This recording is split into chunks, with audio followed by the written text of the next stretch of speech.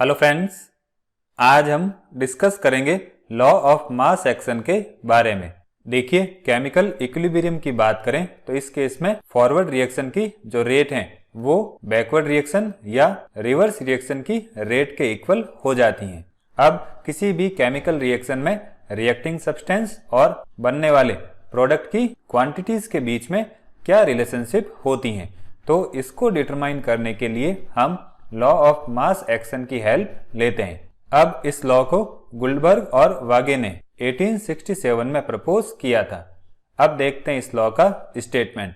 तो इस लॉ के अकॉर्डिंग जो रिएक्टिंग सब्सटेंस होता है उसकी रेट उस सब्सटेंस के एक्टिव मास के प्रोपोर्शनल होती हैं, और किसी भी केमिकल रिएक्शन की जो रेट होती है वो रिएक्टिंग सब्सटेंस के एक्टिव मासेस के प्रोडक्ट के डायरेक्टली प्रोपोर्शनल होती हैं। जैसे किसी रिएक्शन ए बी की बात करें तो इसमें जब सब्सटेंस रिएक्ट करेगा तो उसकी रेट इसके एक्टिव मास के डायरेक्टली प्रोपोर्शनल होगी। एक्टिव मास का मीनिंग मॉलिक्यूलर कंसंट्रेशन से होता है। इसी तरह से अगर किसी रिएक्शन में दो रिएक्टेंट मिलकर प्रोडक्ट बनाते हैं तो उस केस में केमिकल रिएक्शन की जो रेट होती है वो इन दोनों रिएक्टेंट के एक्टिव मासेस के प्रोडक्ट के डायरेक्टली प्रोपोर्शनल होगी। अब किसी भी सब्सटेंस के एक्टिव मास को रिप्रेजेंट करने के लिए हम उस सब्सटेंस के सिंबल या फॉर्मूला को स्क्वायर ब्रैकेट में लिखते हैं।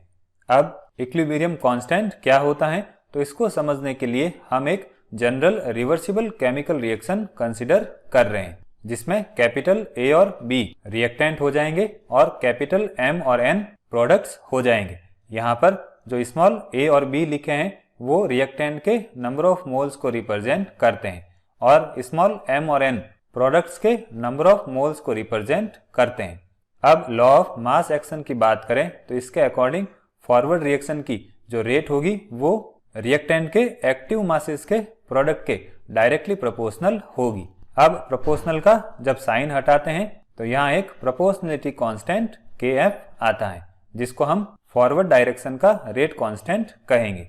इसी तरह से लॉ ऑफ मास एक्शन के अकॉर्डिंग रिवर्स रिएक्शन की जो रेट होगी वो प्रोडक्ट्स के एक्टिव मासेस के प्रोडक्ट के डायरेक्टली प्रोपोर्शनल होगी। अब यहाँ से जब प्रोपोर्शनल का साइन हटेगा तो एक प्रोपोर्शनलिटी कांस्टेंट आएगा, जिसको हम रिवर्स रिएक्शन का रेट कांस्टेंट कहते हैं।